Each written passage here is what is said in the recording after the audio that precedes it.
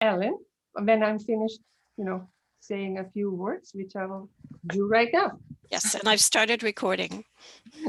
Hi. Okay, I want to say welcome to everyone and thanks very much for coming. If you're anything like us, you're getting a little Zoom fatigue, so we really appreciate that you're spending the time here. I hope something really exciting will come out of this meetup with artists and activists. I am, oh yeah, you know who I am, right? It's right there, Petra Halkes. I moved to Canada a long time ago from the Netherlands. And I didn't know anything about this country. I quite like it here. I learned a lot in the long time that I've been here. And especially in the last 25 years, I learned, as we all have, a lot about Canada's colonial past. So I have no hesitancy to acknowledge that we are here in Ottawa and in an area on the Algonquin Anishinaabe unceded territory. But I don't have a lot to say, but I have some notes here. Let me see.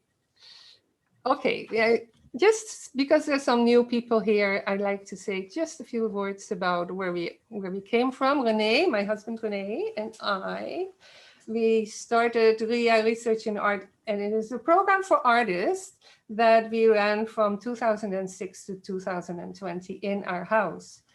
And we did a lot of salons, presentations with artists, and we did a lot of exhibitions. We had study groups and discussion groups. We'd like to continue online, but we only started a few months ago. We've only had 2 salons online. The first one was with CJ Fleury. Hi, CJ. Say hi. Oh no, you're muted. She did the first salon, and she talked about her artist in residency program at the Brière Hospital with long-term care patients. And the second one was with Rob Snicker and Carmel Whittle and Patsy Griffin, who talked about a collaboration between Indigenous and non-Indigenous artists. So there were few people that did that. Today we have a lot of speakers because we really want to get to know activists in this city. And we, I don't know if it's just me, but I really don't know any activists personally, and it would really help because we are really focused on systems change, because this is what just needs to be done. So the big question is always, what can we do as artists? And that's what we are trying to find some answers for. It is just going to be a quick introduction of everyone, I think. So, we have to follow up. I hope you will put your links and other things you want to put in the Google Doc, and I hope people will follow up on that. I think that is really all I want to say. I do want to thank especially the people who come from action groups that really probably don't know very many of us. So it's good of you to come. We really appreciate it. And I would like to thank CJ and Dawn, who now are we together here? I can see you side by side here, which is great because we are a committee now, the Salon committee, and I'm so glad I'm getting some help because René here, a bit of a cyber Luddite, and it is so different from when we just had our salons in our home for sure. So I do appreciate your help, Dawn and CJ. I also want to thank the Ottawa School of Art for letting us use the professional Zoom, and I think that's all. And I should probably, I'm not actually sure if all the presenters are here. But we'll just find out when we start, right, Dawn? I know that Ellen is here. Well, let's start with Ellen then. Ellen Chang Richardson, and everyone will introduce him or herself. So let's go to Ellen. Hi, Ellen. Hi, Petra. Can you hear me? Yes, I can. We hear you well, thank you. Thank you, Dawn. Good evening, everyone. Heartfelt thanks to Petra, CJ, and Dawn for putting this evening together. I'm really excited to launch it off, quite frankly. My name is Ellen Chang Richardson. I'm a poet, writer, and editor of Taiwanese and Cambodian Chinese descent.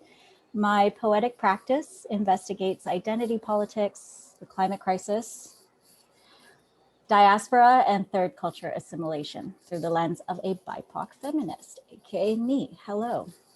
As an editor, I do edit chapbook manuscripts, which are individual projects by poets or collaborative poets under 25 pages, and exhibition catalogs. I am currently working with the Owens Art Gallery in Sackville, New Brunswick on a catalog for their group exhibition, Automatisme Ambulatoire, which focuses on disability. Diaspora means, that's a great question, Jacqueline, and I'm going to take like 2 seconds to talk about that. So diaspora means that you are existing where your original family does not belong. So if we were to think about it in terms of indigenous kind of presence and autonomy, then we are all living diaspora. But for me specifically, it belongs with the fact that my father fled Cambodia during the Pol Pot genocide, and my mom immigrated from Taiwan when she was in high school here to Canada. Tonight, though, I do want to talk about a project that is very close to my heart. When I moved here to Ottawa from Toronto at the end of 2019, I wanted to start something that would mark a shift in the existing systemic structures that we work within as artists. So it turns out, actually, that my dear friend and poetry colleague, Nina Jane Dristic, had a similar idea, and together we founded Riverbed Reading Series. We are based in Ottawa, and we launched in the year of the pandemic. We had originally wanted to launch in person, but COVID-19 kind of threw a wrench in that. We did partner with Saw Gallery downtown, and we were going to offer cabaret evenings in the downtown core. We pivoted with COVID and went online. So Riverbed is an experimental performance series that sits at the very intersection of literature, music, and performance. It's inspired by Ottawa's very own Café Le Hibou, which I'm pretty sure most of you remember, considering you're part of the cultural scene. It was active from 1961 to 1975 and featured performances like from Joni Mitchell and Muddy Waters. And it's also, so Riverbed is also inspired by Zurich-based Cabaret Voltaire, which operated in 1916 and was a dada movement in Europe. Combined, we are driven by the belief that the artistic spheres are connected. So we do present carefully curated events, or as we like to call them, iterations. They take place on a quarterly basis, 4 times a year, and we showcase performers from Ottawa Gatineau alongside talent from across Canada and the United States. In our next season, we're really hoping to expand that to include performers from abroad as well, maybe as far as Asia, we'll see. We also do believe that artists should be paid for their work. So we offer competitive artist fees for every feature that we present, and every invited curator as well. Our fourth event per year is an invited curation always. It's part of our mission, honestly, to showcase Ottawa as a true hub of literature and music, which we all know it is. So to properly accomplish this, actually, our team expanded in the last few months to include debasers Rachel Weldon and bilingual writer and editor Joseph Mathieu, who's actually here tonight and dropping links into the chat as I talk. Bless him. Thank you. Our next and final event of our first season is actually this Wednesday on February 17th at 7:30 p.m. Eastern Time. It is an invited curation, and it's presented by Ottawa-based Helen Robertson, who is a genderqueer trans woman whose own poetic work has appeared in leading Canadian literary publications, including CV2, The New Quarterly, The Fiddlehead, and The Puritan.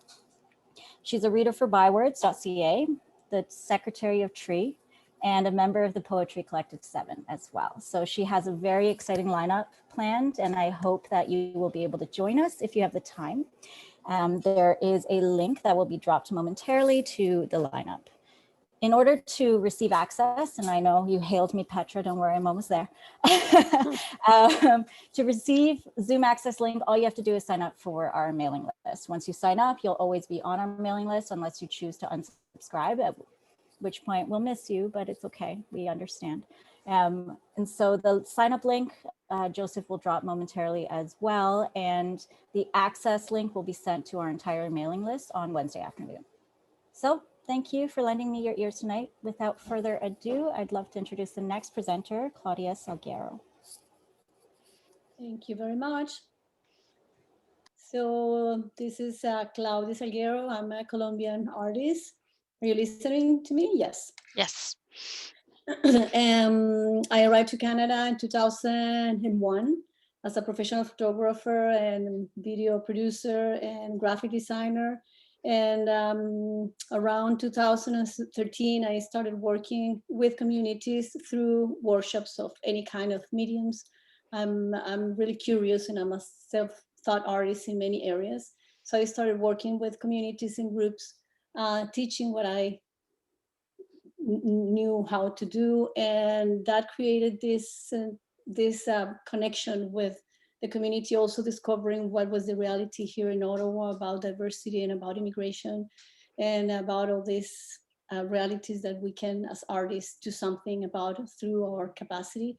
And I decided to become a community engaged artist, and that's what I've been doing since 2014. Just that. Also, beside that, I'm a folk and Latin jazz singer, and through my annual concerts at the NAC, I raise money for community projects in my country, Colombia. So I'm using all those gifts to be useful for the community here and there, and that's been a very beautiful experience. But really, my biggest passion is muralism. So I've been working as a community engaged muralist for some years now. I've created almost 40 murals around Ottawa that if you walk around, you could see. I don't know if I can share my screen to show you a little bit of a video while I talk. Yep. Thank you, but not yet. I don't have the... It's coming. It's coming. Okay. There.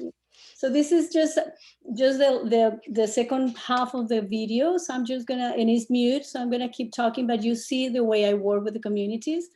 So basically what I am is I'm an interpreter of the ideas and visions and dreams of the community. I talk to groups, we get together, we talk, we decide what's what we want to do together.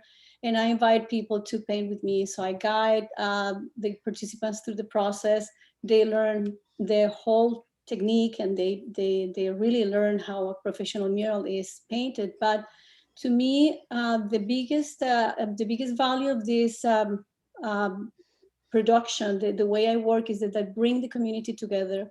We work together for a different number of workshops, so we get to know each other, we get to communicate in a very nice way, we get to interact and to mingle, right? So there's lots of kinds of interactions between different genders, different ages, different nationalities, and different situations in life. And to me, that is a beautiful outcome of these workshops. And at the same time, the way or the murals I create, they are also always full of messages and meanings, from the lines to the colors to what the motifs that you see in the mural. And this conversation about why are we painting this mural and what is the message that we are trying to deliver continues through the workshops. So I think I can find a better tool for me as an activist to engage people, to work, to feel proud, to feel empowered, to grow, and to be aware of whatever we are creating a mural to.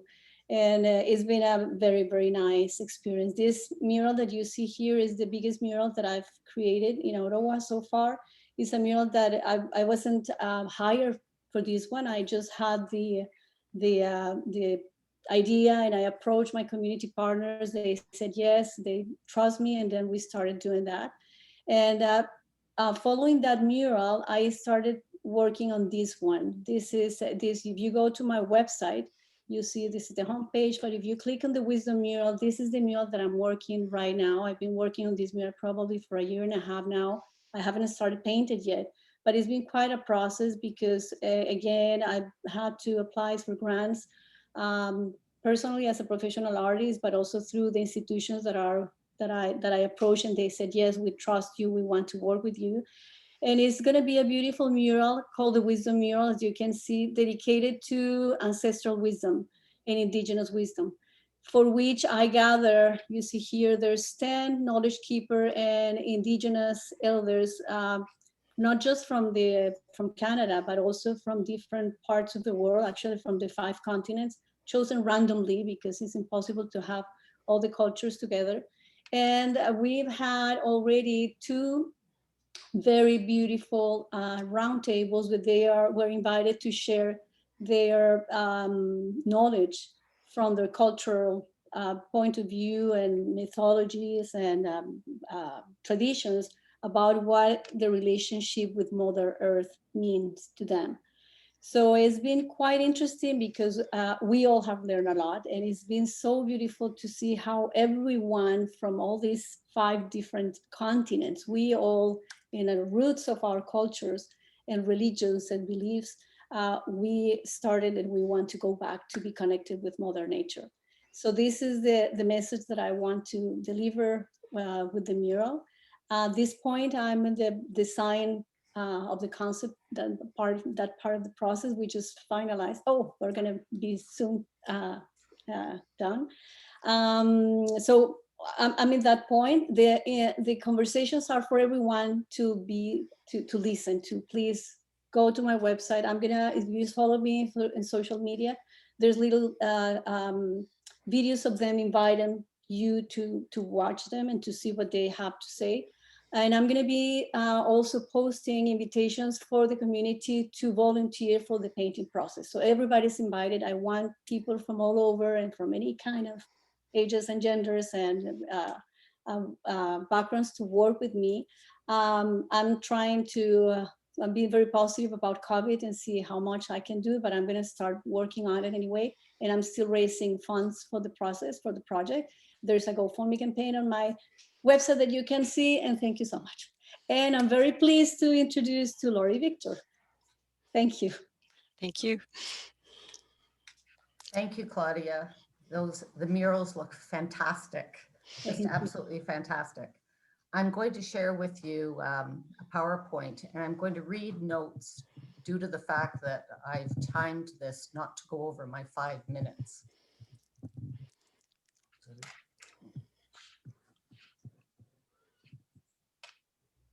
It's wrong. Why does it look like that? Yeah, it's coming in, Lori. Oh, there it is. Okay. Is it in? Yes. Okay. Hello, I'm Lori Victor, and my activism involves making art about particular subjects that inspire me to make a statement or introduce a subject I want to share with others. It is the dialogue with viewers that actually completes my work. And here's the first of 5 of my past projects that I'm going to talk about tonight. This is How Would Mary Feel? It's an installation made up of over 120 hand-stitched derogatory words that have been used to describe women. They are placed in a living room setting, just as hand-stitched samplers, including the alphabet, made by women were hung and displayed in sitting rooms in the past. Some of the words have been used since the 12th century to present. This work came from the experience I had while doing my BFA in the early 2000s, where a number of young students felt there was no need for feminism because the fight had already been won. Hashtag #MeToo was created in 2018 due to the Me Too movement and is an offshoot of How Would Mary Feel? The second project is called Cutouts. It's based on my reaction at the time of the over 4,000 children reported to have died in residential schools in Canada. This installation aims to capture the attention of others who, like me, have been silent on or even unaware of this part of our collective history. The viewer is meant to be inundated and overwhelmed at the sheer number of paper dolls surrounding them when standing on the remnants of the cut paper. Each doll is hand cut from copies of the original Ottawa Citizen article in 2014, which was the first time these deaths had been reported. I have chosen to use paper dolls as they represent the lives of children in a celebratory way, as every child, individual child deserves to be recognized. When the work was shown, I was struck by this particular image of a 12-year-old girl's response to the work. The next project I'm going to talk about is Pipeline, Ottawa's Kitimat. It represents a plan by TransCanada Energy East to convert a 50-year-old natural gas pipeline to carry toxic, heavy bitumen across Canada. Here in Ottawa, it would have gone underneath the Rideau Canal and would have continued through Stittsville. This installation combines both geometric and organic shapes. Metal wire rods pierce hand-cut pieces of canvas painted in a variety of colors. Together, the materials take the form of a long stake-like structure twisting and turning along the gallery space. As the eye follows the structure, the colored organic shapes start to lose their vibrancy and change into different shades of gray ending in black. The work then ends with oil spilling down the wall and onto the gallery floor, creating a puddle.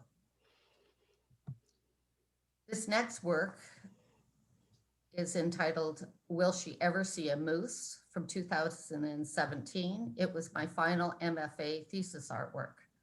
The work began with making numerous experimental unplanned works based on environmental issues.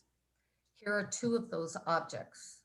On the left is a wheat sheath made from electrical wires, which represent the overuse of electricity in Canada, and a boat made from painted canvas, representing the number of boats used by migrants escaping their home countries, caused by livelihood and food insecurities due to climate change.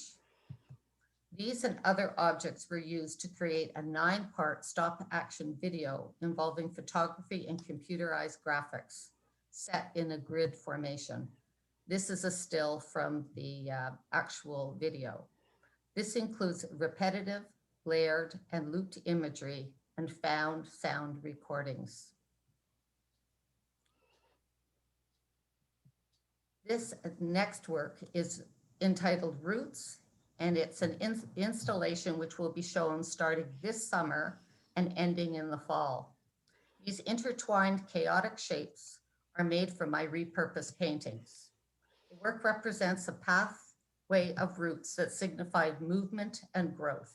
It asks the viewer to consider how we are bound together in multidimensional relationships, including migration, as we all strive to find a way forward.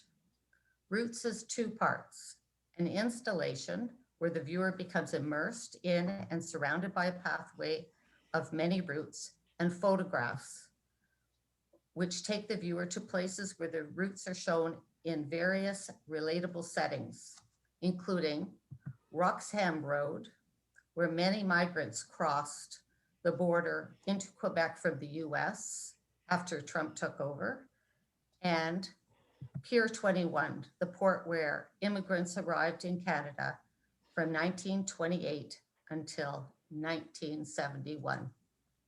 Thank you. And now I'd like to introduce Alejandro Salgado Cendales, who I've heard speak before, and I'm sure this will be really interesting. Thank you.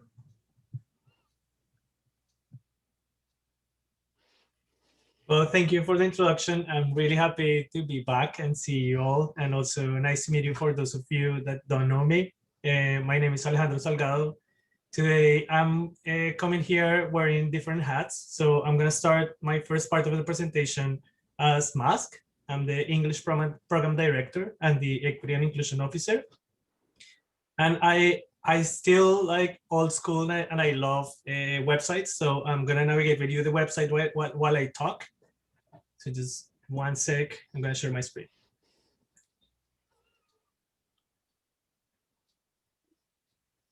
So MASC, for those of you that don't know MASC, MASC is an arts education organization that over the last 30 years have been providing schools and communities with artistic experiences led by professional artists.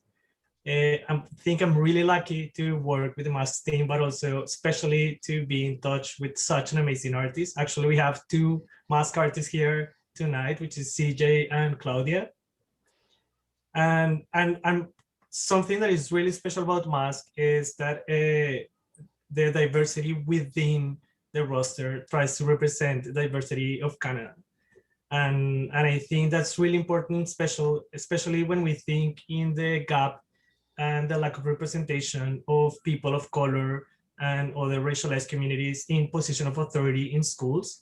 So I think it's really important to give the experience to racialized students, which actually, when we think in the demographic of the schools, 46% of students self-identify as being a visible minority versus 8% of teachers self-identify as being Black, Indigenous, or racialized, which is a really complicated gap.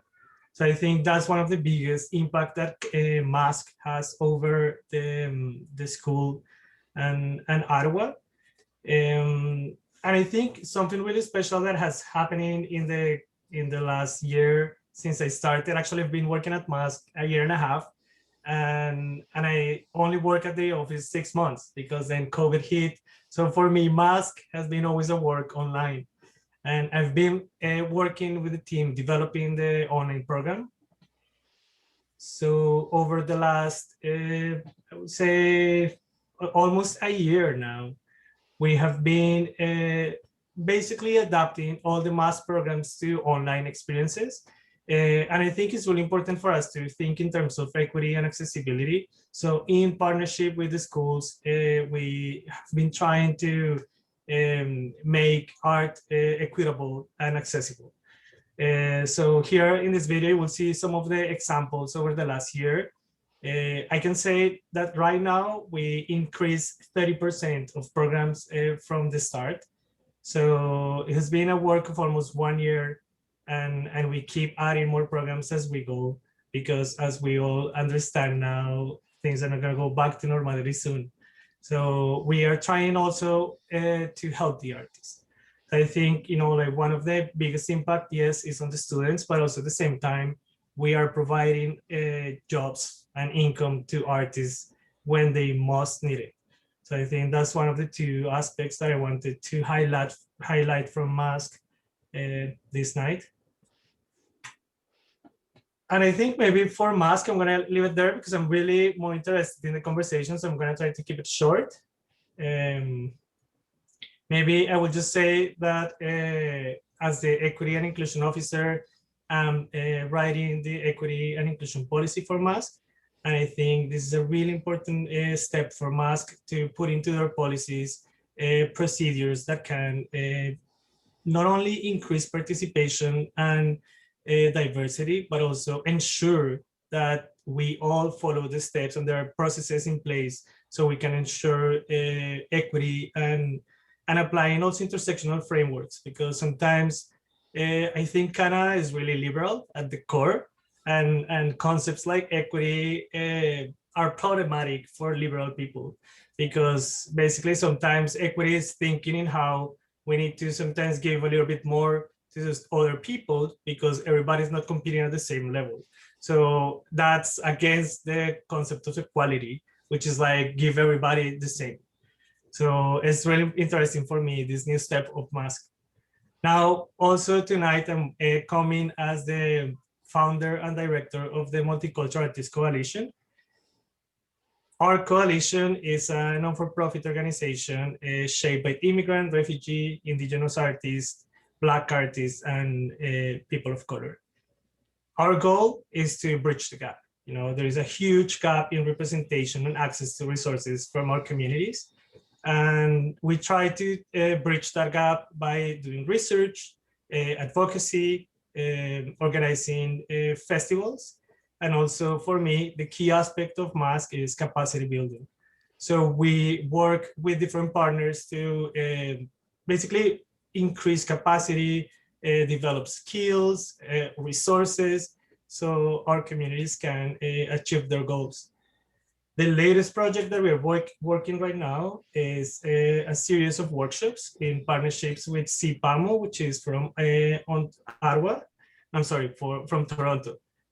CPAMO means Cultural Pluralism in the Arts Movement, and they are originally from Toronto, but then they moved here and they open a new network with Arts Network Ottawa, MASC, and the Multicultural Artists Coalition. And right now we're doing a series of workshops to help indigenous, racialized, and immigrant artists how to navigate the new present. And I think something that is really important right now is, first of all, increase your presence online. Then also, if you want to increase your presence, you need to also understand how to present yourself. And then once you have a presence online, maybe you need to think, how can you monetize that? Because we all need to get profit, and we need to survive the crisis. And the last step will be connect with the main gatekeepers of the city of Ottawa. So thank you, everybody, and I'm really looking forward for the discussion. And I would like to introduce Sam Hersch from Horizon Ottawa. Hey, folks, can folks hear me? Yes, we can. Thank you. Great, good. Yeah, well, thanks to Petra for inviting me this evening, and I'm happy to be here.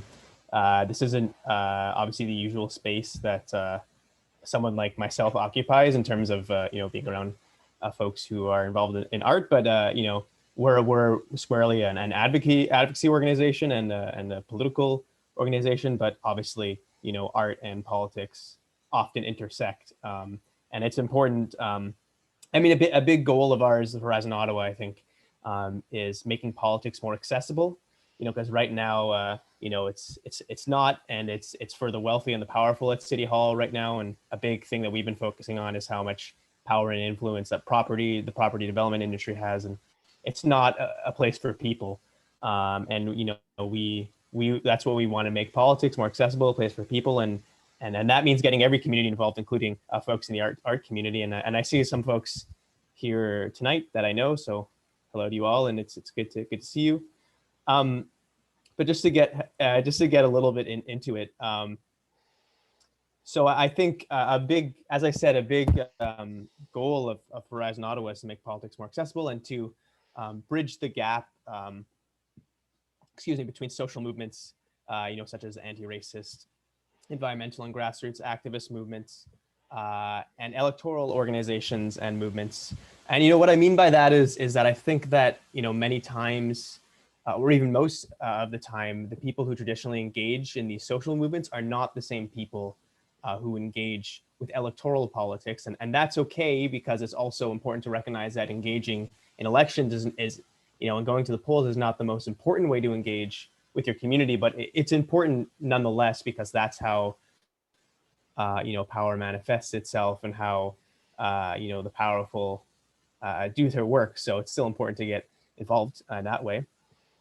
As I said, so an important goal for us is to ensure that people who are not traditionally involved in elections, such as young folks, racialized folks, people from social movements, are more involved in affecting municipal elections and all the events between these elections. Because obviously people think of politics as just elections, but it's more than that. It's everything that happens in between as well. And and again, and that's why I'm happy that I'm here this evening, because we need to mobilize every community, including the art community, to affect change. Because frankly, the art community has been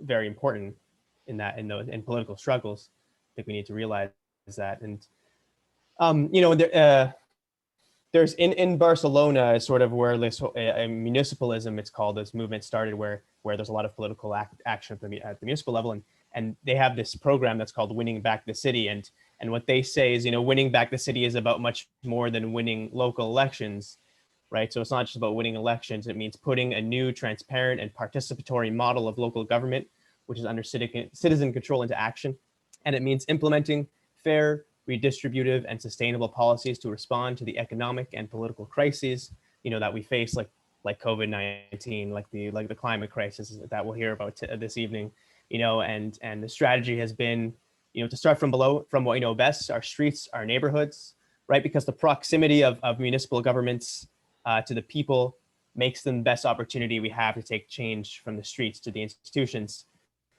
You know, cities have often been, you know, the most local form of democracy and the most accessible form of democracy. So that's why we think, you know, municipal politics is most important, you know, is very important. And you know, it's true that a lot of big decisions are made at the provincial and the federal level. But, you know, I would say that 90% of the daily things that we do, drinking water, taking a shower, going to a park, riding our bike on the street, you know, are governed by municipal politics.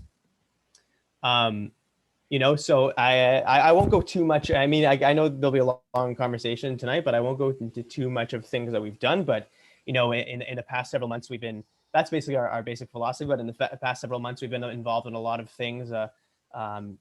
You know, I'm not sure if many people are following, but we, for example, we're very proud to make an alternative municipal budget, which was, you know, took the city budget and basically looked at it a different light. We worked with 17 different community organizations and said, what would the budget of the city of Ottawa look like if we actually had the values of, you know, sustainability, human dignity, and you know, and the public interest in mind, and that documents online on our website on horizonottawa.ca. But there's a lot more that I would like to talk to, especially, obviously, you know, developer interests and influence is a big part of what we talk about and what we try to fight. But I will move on now to Laura Margita from Gallery 101. Thank you. Thank you, Sam. Hi, I'm Laura. I am looking at you on my great big TV, and that's why I'm not looking on you here. I am very grateful to be part of this illustrious company and discussion. I was born in Windsor, and I am second generation Romanian on my father's side and United Empire Loyalist on my mother's side. And I've lived on unceded and unsurrendered Algonquin territory for most of my life. I'm here mostly, I think, because I'm working at Gallery 101, and I've been able to use the platform of an artist-run center to be able to make, I feel, are very meaningful partnerships with communities that have different cultures, have different ideas about things, have different specialities. And I'm able to bring these communities together to do, to have exhibitions on subject matters that might be difficult to talk about. So I learned a lot about that when I went to work in Saskatchewan, and I was working at Paved Arts, and we were in the west side of the city, the Indigenous side of the city. And I was very aware as the executive director, as we were making this brand new cornerstone media arts center, that the local community had to feel welcome to come in. And so I learned how to make partnerships at that time and really work with communities. I came back to Ottawa with that knowledge, and I got a job at Gallery 101. And one of the first things that we were called to do was to do a beading circle. And it was Christy Belcourt called out for anybody in the world to do beading circles, come together and think about the missing and murdered Indigenous women in the crisis that was coming to light. And right from that very beginning, we understood that the beads were were sources of healing, and we were able to talk about this issue in a way that was more hopeful than completely crushing. This is the time when I'll No More came, and we started, we did at Gallery 101, we did Create This Revolution. I remember Laurie Victor was doing work about the melting ice caps. And so we had the blue ice things outside. Anyway, I diverged. From that, we developed a 7-year project, Walking with Our Sisters, where we worked with 70 local volunteers to bring all these vamps together in a memorial exhibition that was actually, it was more than exhibition, it was ceremony. It was a 3-week ceremony where we reached out. We were located at Carleton University Art Gallery, and we were able to reach so many students. They came into a tent where they saw our firekeeper and they learned about the issue. Then they came into the exhibition. They were greeted by grandmothers, and then at the end of that, we've been able to, Gallery 101 has been in this position to be able to keep building this trust and this movement going forward. One of the most recent things we did was We Are Not Invisible. When we find out that, you know, Sam is correct, Ottawa is owned by the developers, and Ottawa is a hot spot for human trafficking because people don't have homes here. So if you come to Ottawa, you're picked up with in under 15 minutes. What we did then is, because we keep building, and the important part is to just keep building, building relations. We worked with Wabano and Minwashin and Ottawa, and together we did a call out to Indigenous people who had been affected, or family members had been affected by this, to do artwork. And you might think, well, what does that do for the broader thing? Well, the point was that those people got to make artwork, and they got to be paid for making their artwork, and they got to express themselves. And so this is the work that I will always do going forward. One of the things we found out during the urgency of Black Lives Matter is that, you know, we don't have a lot of Black artists that are have been shown. We are unilingual, so we had a sort of a double problem.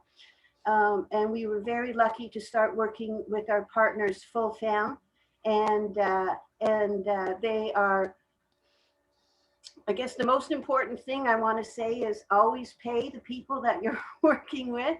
And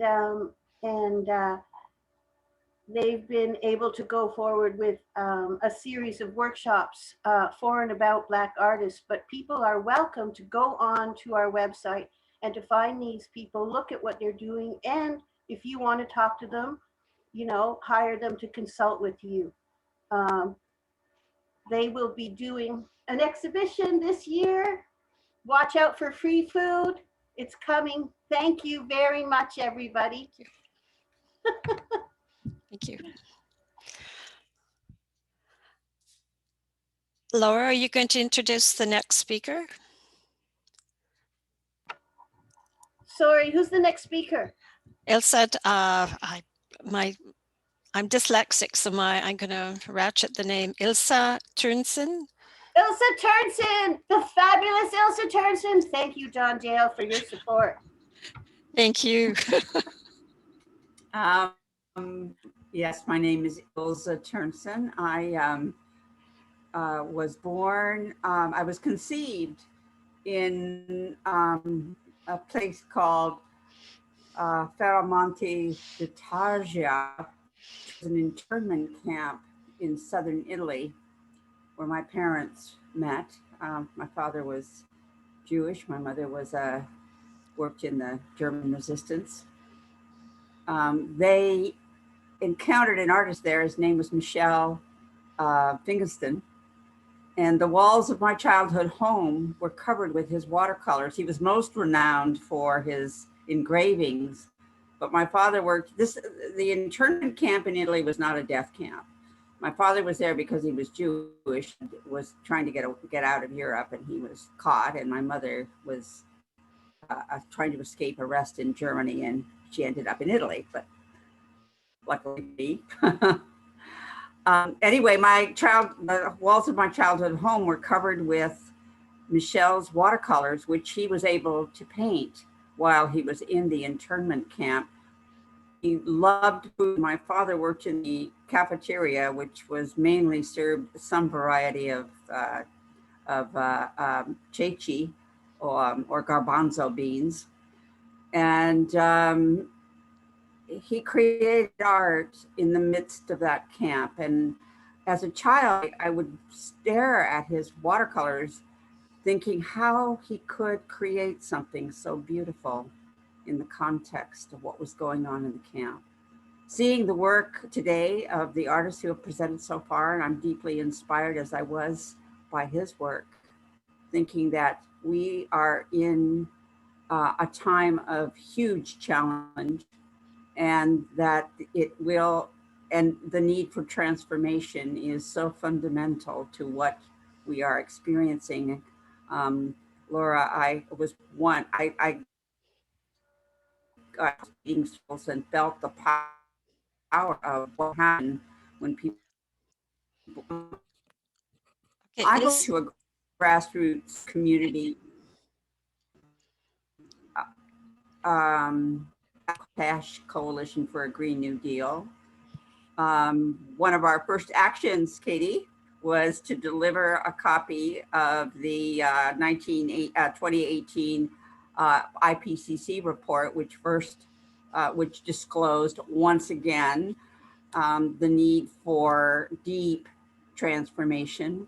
And in that report, which of course I thought at the time, my capacity for being disillusioned and naive seems to, that of course for the majority government, and of course with the IPCC report, we were going to see some dramatic transformational work and leadership coming from the federal government, which is sort of, I guess, kind of happening, not in the way that I think needs to happen. So my group responded at the grassroots level. We created educational events. We advocate with municipal and provincial and federal leaders. We have responded many times to 350.org movements and actions. We are trying to advocate with our municipality to adopt a climate action plan that seems to be happening under the auspices of the Canadian Federation of Municipalities. I've been an activist all my life, started off in the civil rights movement in the States, emigrated to Canada in the mid-60s. My husband and I wanted to disassociate ourselves from a certain war that was going on at that time. I've been involved in Disarmament Coalition and on Truth and Reconciliation sharing circles, and now am really involved in the climate activist group. And that is the work that is being done. And I'm looking forward to the collaboration of art and politics. Thank you. Thank you very much. The next speaker that I have on my list is Rob Barnes. Rob, are you here this evening? All you have to do is speak up, and actually, as I'm going through the names, I don't see him. Petra? Yeah, I didn't get a confirmation, sorry. So I think Okay, no problem. but I don't know if there's anyone else from Ecology Ottawa here, but I don't think so. So you'll have to go on to okay, Katie.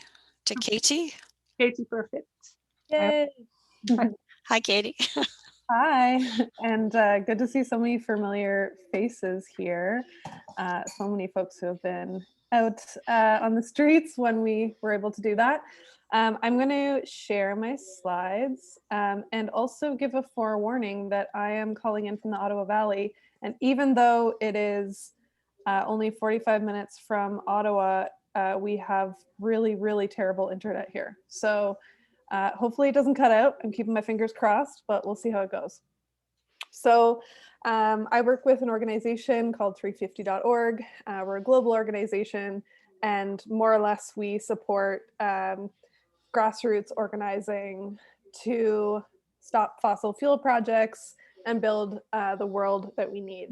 And there's a picture of me yelling outside of an action where a bunch of young people occupied the House of Commons right after the federal election. So yeah, I want to share, I guess, a little bit about my orientation as an organizer. So I come from a rural background, so that obviously really gives me a certain perspective coming into climate organizing. And I'm also a creative person. I hesitate to call myself an artist, but I do think that I am like a maker, a creator, and specifically like to build art action stuff. And one of the things that I've become really dedicated to in my role as an organizer is to increase the action logic for the actions that we do. And by that, I mean, we want to make it so that it's really clear for outsiders who are looking at our actions, whether that's in real life or on the news, make it really clear for people what it is we're there for and what it is we're trying to convey. And so what this means a lot of the time is creating really powerful art for our actions. So some of you were at these events and helped create these pieces, so thank you. On the left, the far left was the most recent action we did outside of Prime Minister Trudeau's residence. We had two big eyeballs, which you can kind of see on the right, and then this really tall banner, which we held up over the iron fences at his residence and made a bunch of noise one morning to wake him up to the climate crisis. The second picture is this awesome Our Time banner that we created, which basically outlines the major pieces that young people were calling for in terms of a climate plan. And this was in the September climate strikes.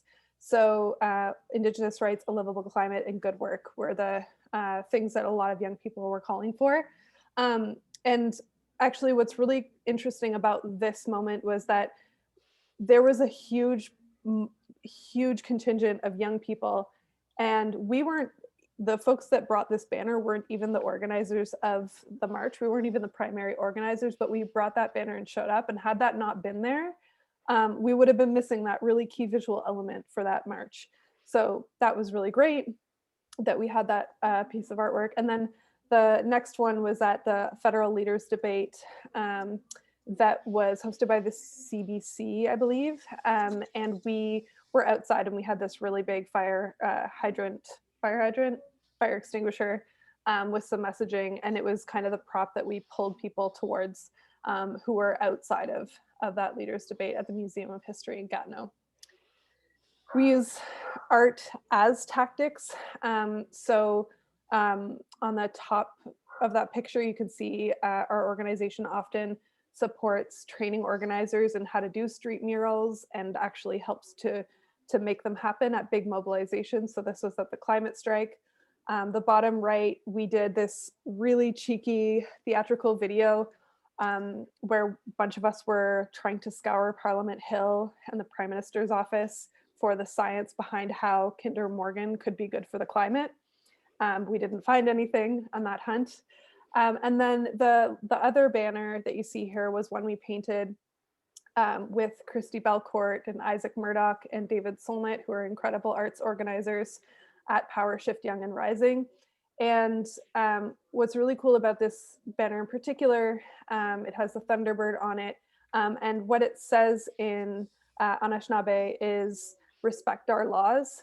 And this banner has been used in multiple actions, including in the wake of what was happening in Wet'suwet'en territory. This banner was actually an implement used in the actions to help provide a barrier between the security and police and activists. So not only are they visual and really important for creating these striking actions, but they can actually create a sense of protection and groundedness for organizers. We like to capture our work in digital storytelling, so Instagram, Twitter, Facebook, and both reflect the actions that we organize, but also lift up incredible arts organizers like David Solnit and so many others. Through our work, we try to support arts organizing through toolkits. So there's a link there for the many different kinds of guides you can find on our website. You know, how to take an iconic group photo to how to make a huge parachute banner. And we also provide toolkits for specific events. So during the Our Time campaign, which was during the federal election, we had to create an art kit that specifically showed people how to create beautiful artwork, but also do it in a way that reflected election law, which is like the most boring but stringent thing. So if you're curious about what that's like, you can check out that art kit. And then, yeah, we have like global arts kits for things like the climate strikes. And then we do trainings, which are usually in the form of like an art build. So we'll train as people are creating different things. So here's us painting that huge Our Time banner. We like to do screen printing. It's a thing that we do often, and most often than not, it's Christy Belcourt or Isaac Murdoch's artwork that we're screen printing. And then, yeah, I just love this picture on the right. A dad and his son came by an art build that we were doing for the September climate strike, and his son really wanted to spray paint something, so he spray painted his own 11 years poster, and 11 years is the amount of time we have left to make meaningful action on climate.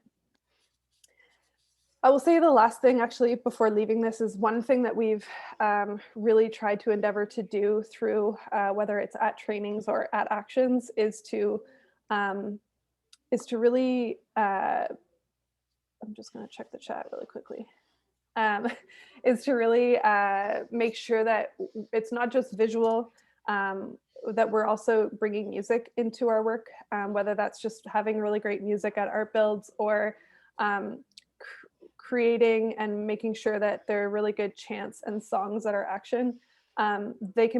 Music can be so important to kind of setting the tone. It can de-escalate situations. And yeah, it can really bring meaning to moments. So we try to bring that into our work as well. The last thing here is just a resource slide. So if you're interested in our work in Canada, you can go to 350.org/Canada and sign up to receive more information from us.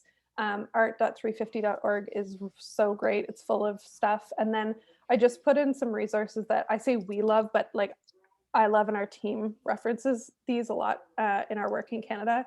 So beautifultrouble.org is excellent. So if you want to know more about theories and tactics and that sort of thing, it's such a fun website. And it also they have multiple books that are kind of like encyclopedias for activists.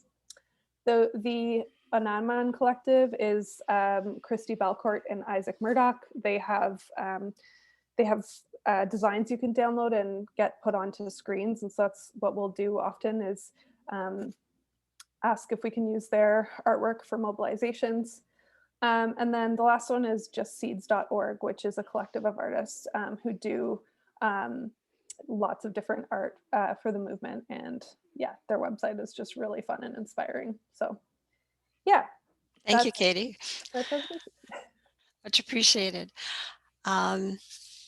It's the last person on the list that you were going to introduce, or? Yes, that's Eva from yes. Council of Canadians. Thank you. Right, so I'm going to tell you a little bit about the work. Thank you, Katie. Wonderful presentation. And it made me think about all kinds of ways that we have needed those kinds of tools or used those kinds of tools in our activities.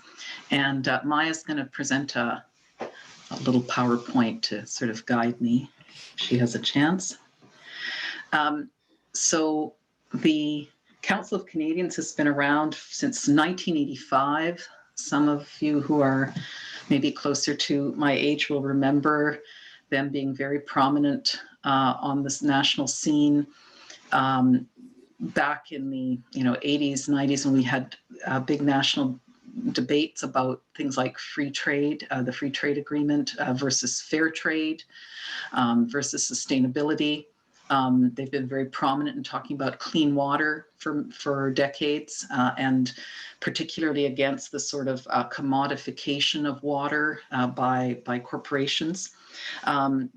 The council was created by people like Mel Hurtig and Maud Barlow, David Suzuki, Margaret Atwood, but it became a very grassroots kind of movement. So today there are 58 chapters across the country, and in a very grassroots, decentralized way, work on the priorities that they identify in their communities. Next slide, please. And the chapter here in Ottawa has been going for over 10 years, entirely run by volunteers, obviously, and has focused on a number of issues, including electoral reform, fair trade, climate action, First Nations rights, particularly around land and water. And the people involved have sort of changed over time. There's a kind of a little renaissance in the last year with a new set of people.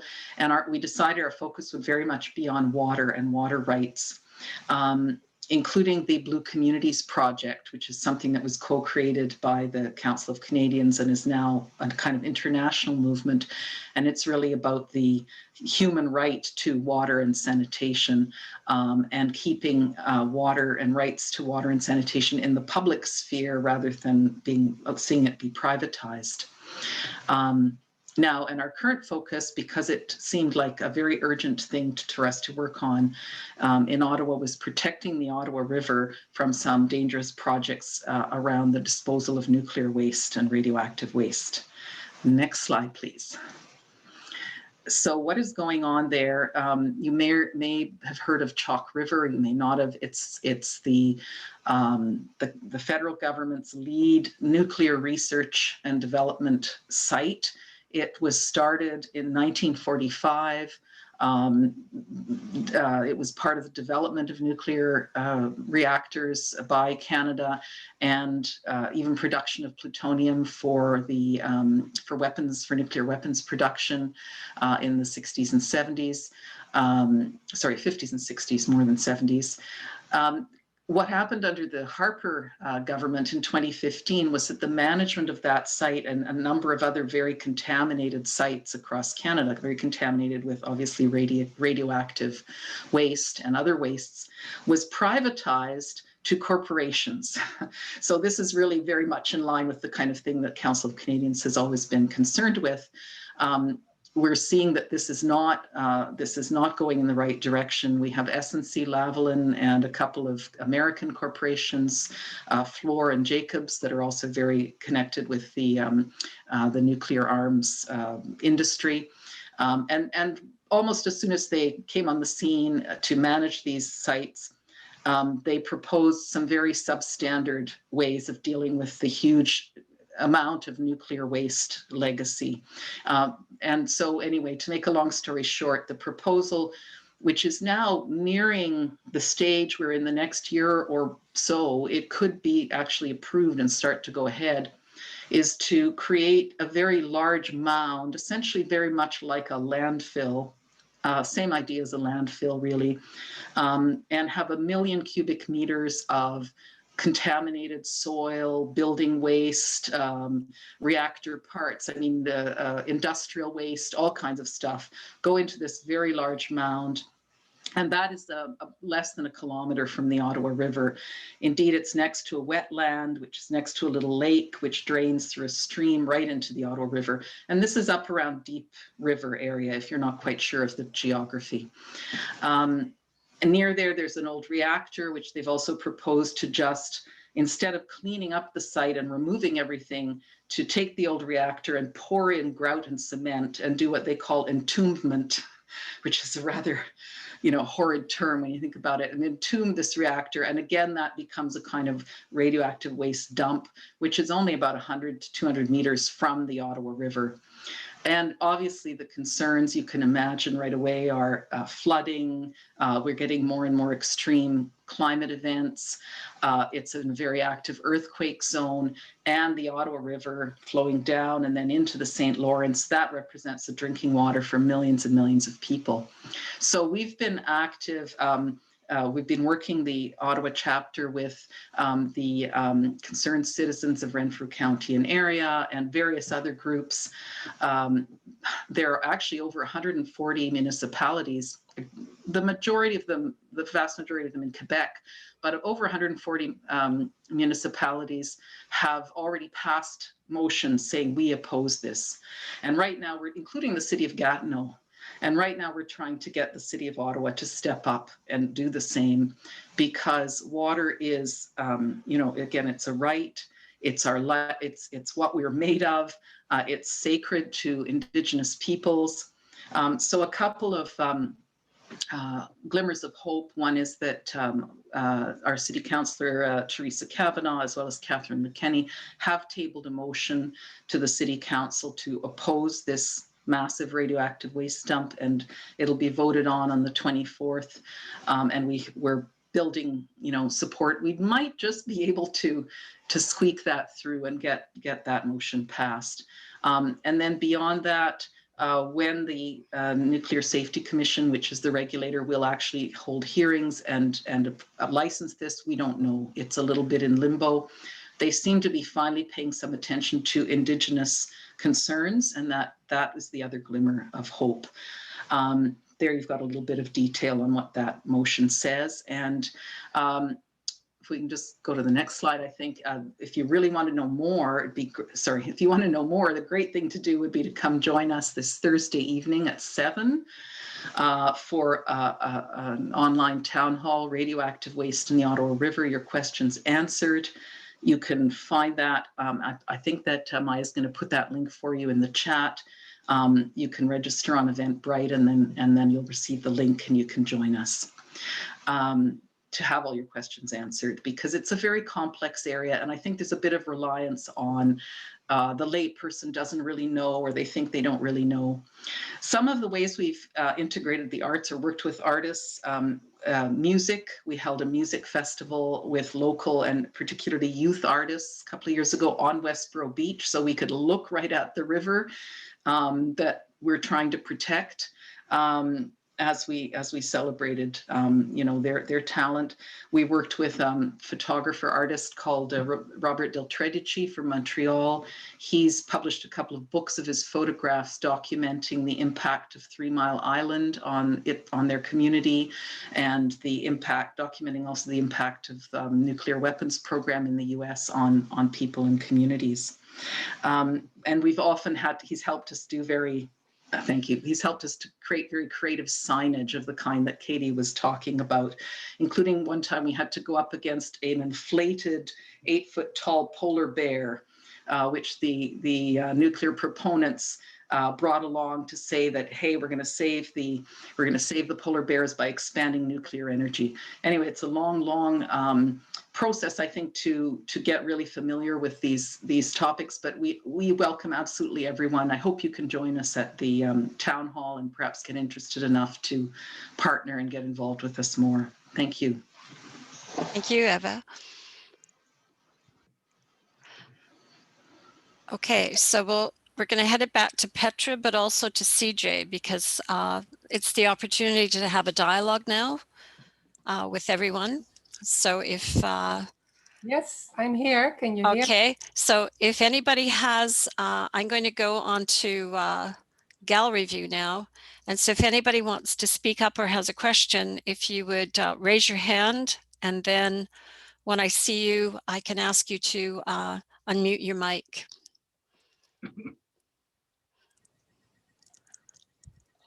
Don't see anyone yet.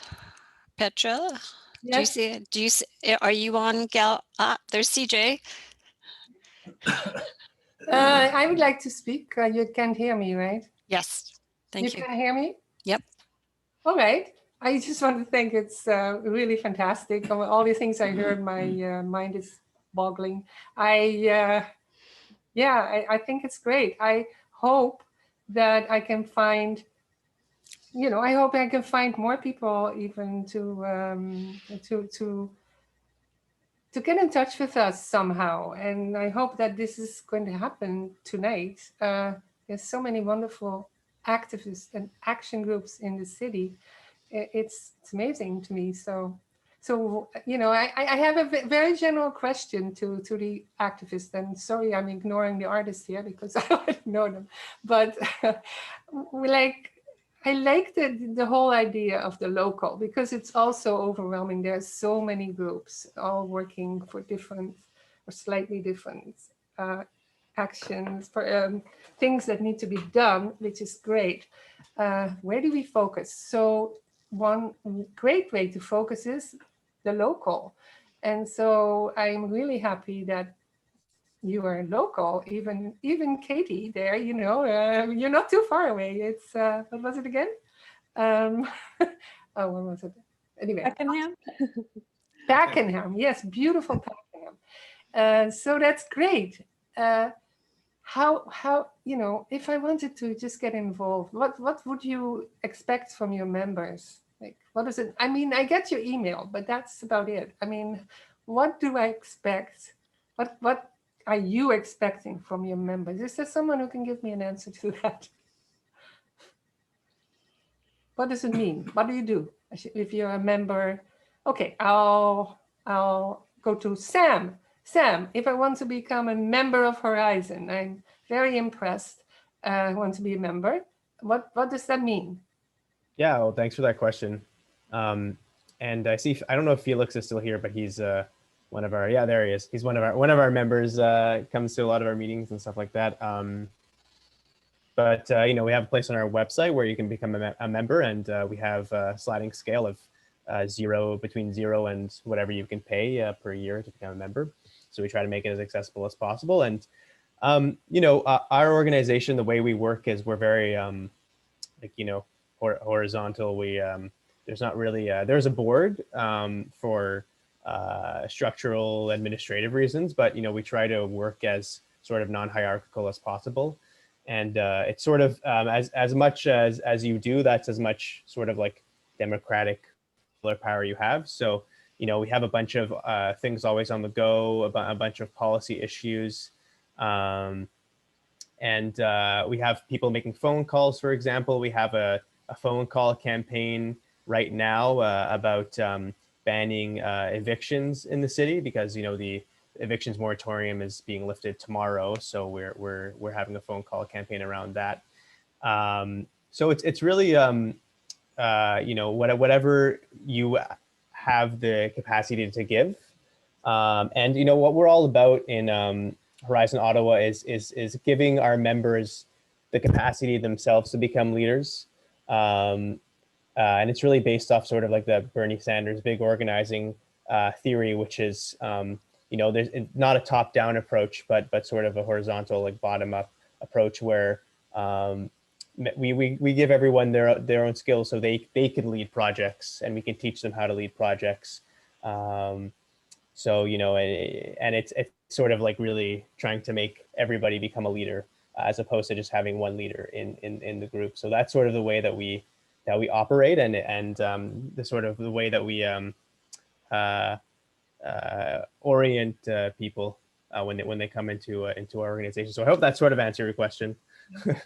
Thank you. I don't want to talk anymore. CJ, do you have any questions or anyone? I had a question in the beginning and it morphed about 55 times. I think this is just incredible to see and hear everybody, and thank you people for your time. I wanted to ask I'll maybe just put this vague idea out that was a question, but I really want to move to a specific question. It's this idea of this interdisciplinary the participatory thing is so important. So if it's going to be interdisciplinary, then I'm really interested in, and I think we all need to start exposing how it is that we hook up with the people that are in for instance, one of the questions someone asked in the last salon was, how is it that you start to work with a group that you don't even know? And I think that that's a really, really big question. And from my own experience, because I've been doing this a lot, it's just like, it takes time and you have to be really committed. And I remember once telling this man who ran a whole industry, well, the process will unfold.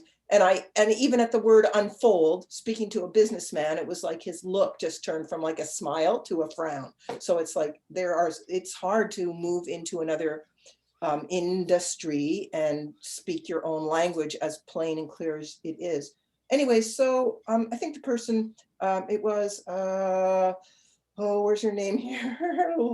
Katie, you seemed to be the person, your organization seemed to one that used or employed the most art skills. And so how in your group did this, I know that the two people, Murdoch and I've just forgotten her name. I know that they have free use, open free use for their posters, and I've heard them speak about that. But in terms of how you get so organized for your events, and so I have a two-part question. One, how did you develop that organization, and how is it when you have, for instance, the public who might be coming to see something that's related to climate change, yet spray paint is being used, because just those containers and that. So those are two really different questions, whichever one you want to address. Yeah, sure. I'm happy to jump in here. Those are really great questions. So I think for the first piece is like, how do we come to build this as an important element of our work? One thing that I think was such a smart move for our organization when we were first kind of getting off the ground was to hire David Solnit as our North America arts organizer. And David has come to be a mentor for me. He's no longer at 350, but he's an incredible mentor and has traveled all over the world creating art spaces and sharing his skills, as he's a carpenter and an artist, and also like a relationship person. So he is really good at bringing artists together with activists. And so, yeah, I think those things have been really instilled in me as really important and critical to organizing in general. And there's this, the saying that artists make movements irresistible. And I couldn't agree with that more. So I think that the value of that has just been instilled in me. And I think we can all think about actions that we've gone to that maybe lacked art, like either beauty, like cultural elements or beauty, and the vibe wasn't right. I think art can really do so many things to create spaces that feel really resonant for people. So yeah, I think the making relationships piece and just creating spaces to share skills are really important. And then, yeah, I think just anytime we're planning for mobilizations or, events where it's just a fallback. It's like a pillar of that event to like think about what is the art element of this. So yeah, and we have just lots of resources now to draw on for future things. And then I think in terms of the supplies that you were talking about,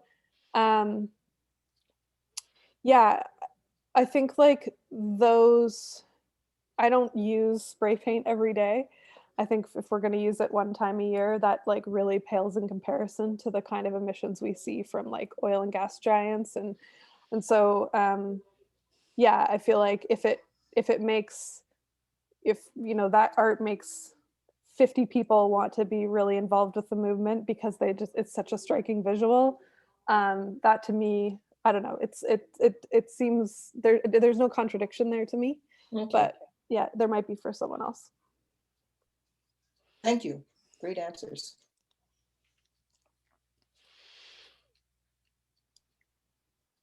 Okay, sorry, I just realized that it's almost 9 o'clock. I did say we were going to end at 9. I totally agree. I totally understand if you're leaving. I do want to give everyone or some people who want to talk. I see Jacqueline Milner and Beth and maybe some other people. I think maybe that's what we should do now. It's going to be a little fast, I'm afraid. So can I just give the word to Jacqueline Milner? Can you unmute? Okay, thank you. Was it CJ who gave that question? Yeah. About the materials used for 350.org? Yes. I mean, I agree with CJ. And I think, and I would just like to mention this to 350.org. I think you have to be very cognizant about the materials that you use. Specifically, I mean, when I go to the grocery store and I see organic food sold in plastic bags, that's a real problem. Anyway, I just wanted to say that. Thank you. Okay. Is there anyone here who wants to talk about a project? Any of the artists here who wants to talk about a project? I saw Eva had her hand up. Eva had her hand. Eva? Yeah. It's okay. I was adding something in the chat because I know there are other people who want to speak, but it's been I'll leave it at that. It's been great, and I think we can use a lot of help from artists to help us in our work. Well, we know where you are now, and that's great. We can find you. Okay, are there any others who would like to say? Ellen. Patricia? Ellen has her hand up. Ellen. Oh, sorry. Yeah, Ellen, yes. Thanks, Laura. I just wanted to say that whenever you're thinking about activism and art and how it can relate to politics and political activism as well, I think one of the most important things to consider and to remember is that it's about community. And it's about building within your community and also bridging different communities and building something new together. And if you can work together in that sort of way, and I think that's how you become truly interdisciplinary, is to work with different mindsets and to work with different viewpoints. And I wanted to talk about going small and eating together.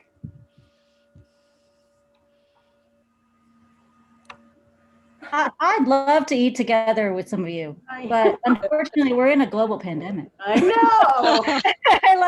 I would love that. I used to North and Navy is a great place. Oh, excuse me, then. I just wanted to thank everyone, and especially Eva. And this is a kind of a compliment to Petra also for having this on a Monday night. You wouldn't know, but Eva is also an activist in Just Voices Activist Choir. And that's the reason why we can't come to anything on Wednesday nights. So we really like the Monday night, and we are just about in the process of putting out something for water, a public rendition for the water. So anyway, thank you. Okay, that's great, Patricia. I haven't seen any musicians here yet. Or of course you are. Sorry, and thanks for that. And so is Eva. And so is Eva. Well, put something on the. And so is Claudia. Put something on the chat. And so is Linda. Okay, there you go. Well, one of you put something on the chat. I would like to see more musicians. Okay, I'm going to Karen Watson. Okay, Karen. Hi, everybody. That was wonderful, very inspiring. And I just wanted to mention that I started a heart blog because I'm involved in a book that's coming out on the 23rd of February, and it's been getting some interesting reviews because it's about women. It's women's voices. It's called Voices of the 21st Century, Resilient Women Who Rise and Make a Difference. And I wasn't thinking in terms of activism, but most of the writers and the 40 women writing in this book, it's North American writers. It's not local. I'm only local. And I'm involved in women's heart health. And that's what my chapter is about. And connecting through a heart blog on my site, kjwatson.ca, that I've just started because I'm even more of a Luddite than Renee. But there, again, that idea of community, creating, nurturing community and making connections, because there are so many resources and so many people who are keen and want to do good things, who don't know where to start, or who are so busy because they're doing so many good things that their outreach is not as connected. So I think this is wonderful, Petra, that you're doing this. I really appreciate it. Okay, don't forget to put your link on the Google Doc. I can't emphasize it enough, you know, Right. for people to start interacting. That is just the beginning, right? So yeah, Right. we have to be able to find each other. And I was a little surprised how difficult it can be to find people, groups, you know, like the actors and also other different action groups that give me information. I want to be a raging granny. I don't know if anyone knows any raging grannies, but I can't find them. So, you know, there's something missing here, and I hope that this is helping just a little bit. I have a feeling though that we're just starting, and I don't quite know where we are going from here, but is there anyone else who would like to talk about their art projects or have a question? Okay, Ilse.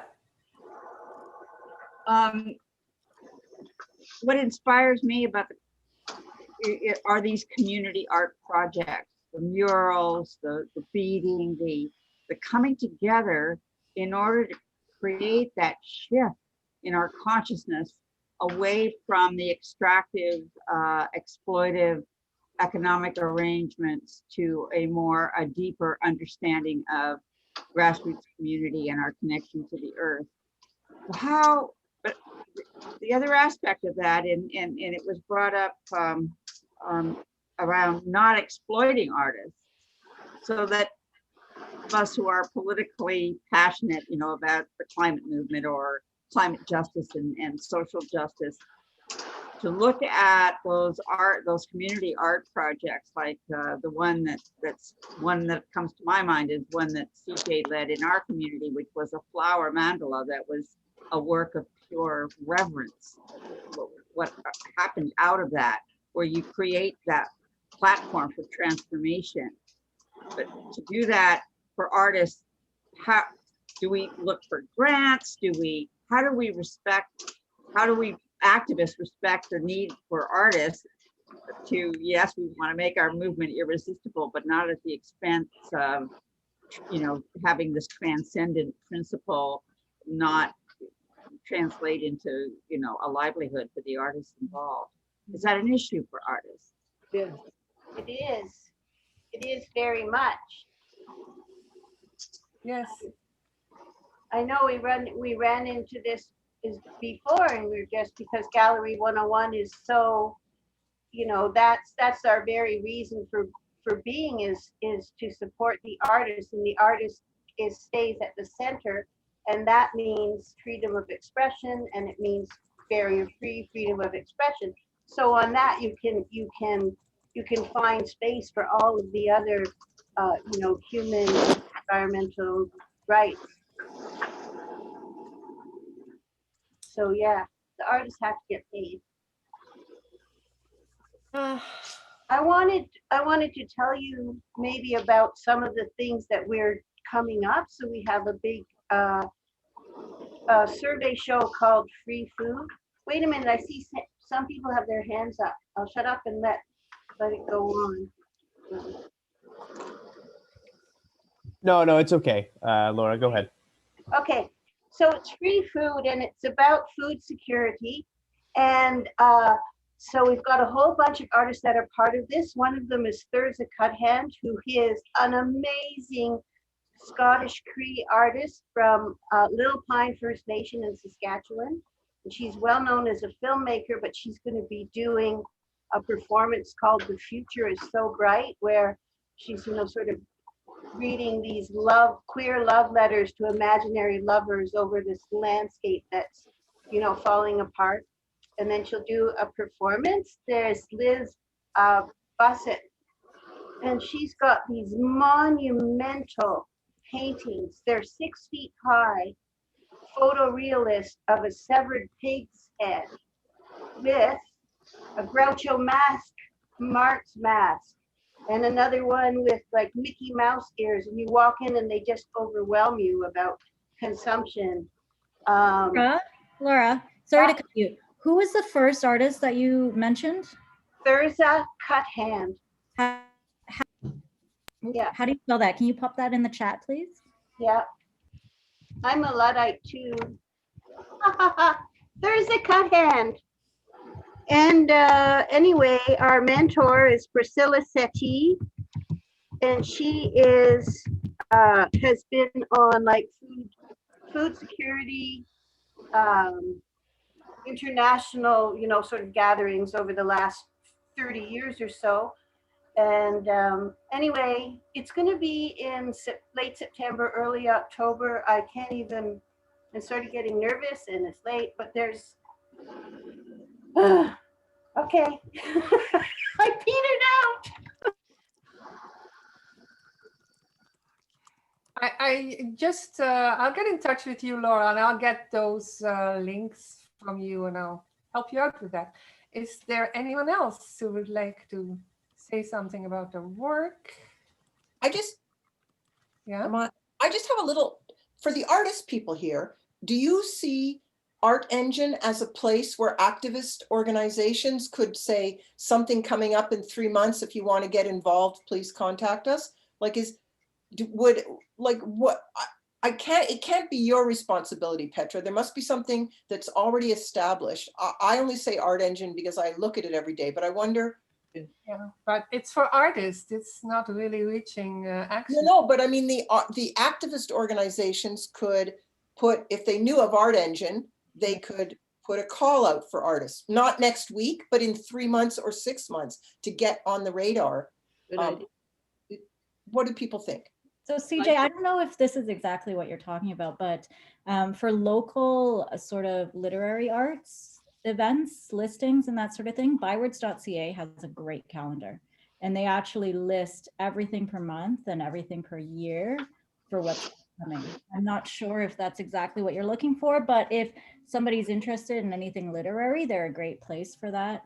I know that when I was working in the art world, Akimbo was a great place in terms of like. But it's Toronto based. But it's Toronto based. Yeah, I don't know if there's anything that's Ottawa based. That's Art Engine. Art Engine.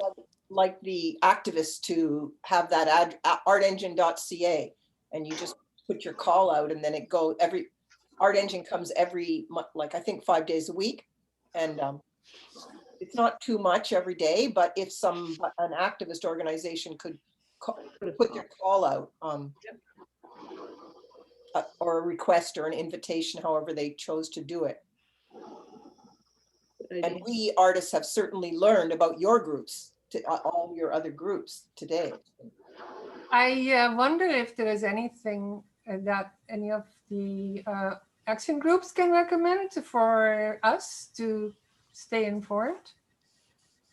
Like that? I don't know. Probably not. Is there some site or some place where we could find out what's happening? I think that Up 613 also is a very nice place to advertise or to read about things that are happening. They're great.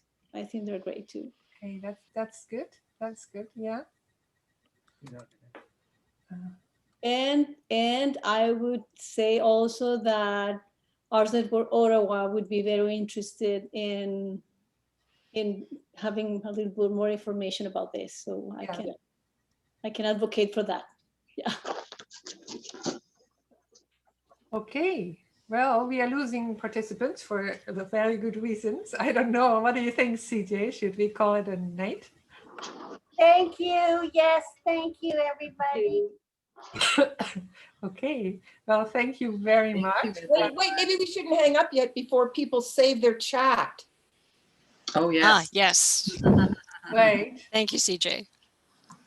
I wanted to say thank you, Petra and CJ. Awesome. It's so awesome to see there's so much there. And I always ask myself, how come I didn't know about this, right? You're supposed to be into this universe, but guess what? You don't know all that is happening. So if each one of us, the next time there's another salon, if each one of us told one person, that would be that many more people. Plus, they're going to be recorded, right? So even if people have missed it, like I'm thinking about 7 people I know, and it's like, where are you? You said you would come to this, you know, but so now I can just. Yeah, and I'm sorry that I didn't get to know some of the people that I don't know here, you know, who, yeah, we didn't get that much of a chance. We also, maybe we should do it in smaller groups, I don't know, so that we can talk more to all the other people. But if you have any ideas on how to do this, because we're just trying things out, just let us know.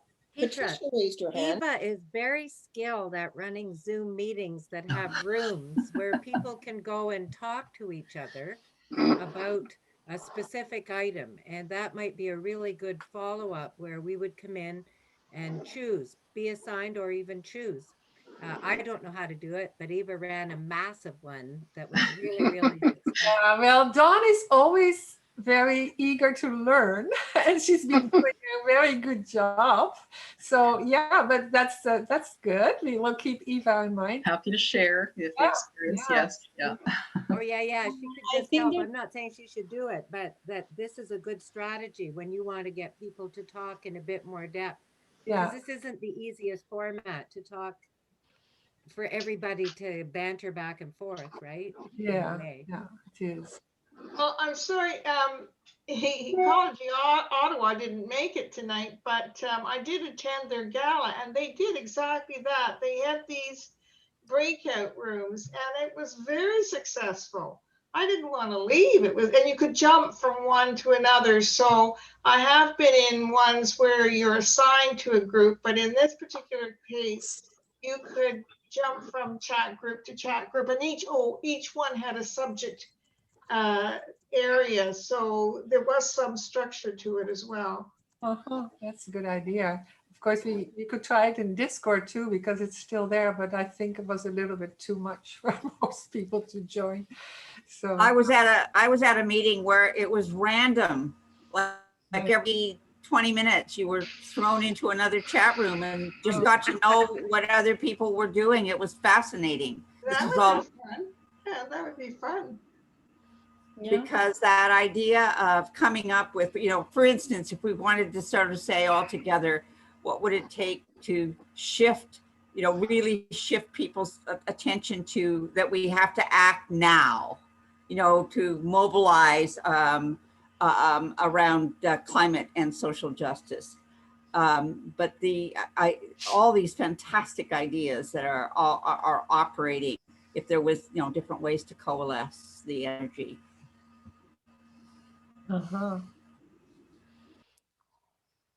Well, I think I have to leave too. What about you, Dawn? Thank you, Dawn and Petra and everyone else. Thank you, Eva. Thank you. Thank Thanks. you Have a very great much. night. Hope to see you again soon. Thank you. Thank you. Bye. Congratulations, Petra and Dawn. Okay. Good night. Good evening. All good people. Bye. Good night.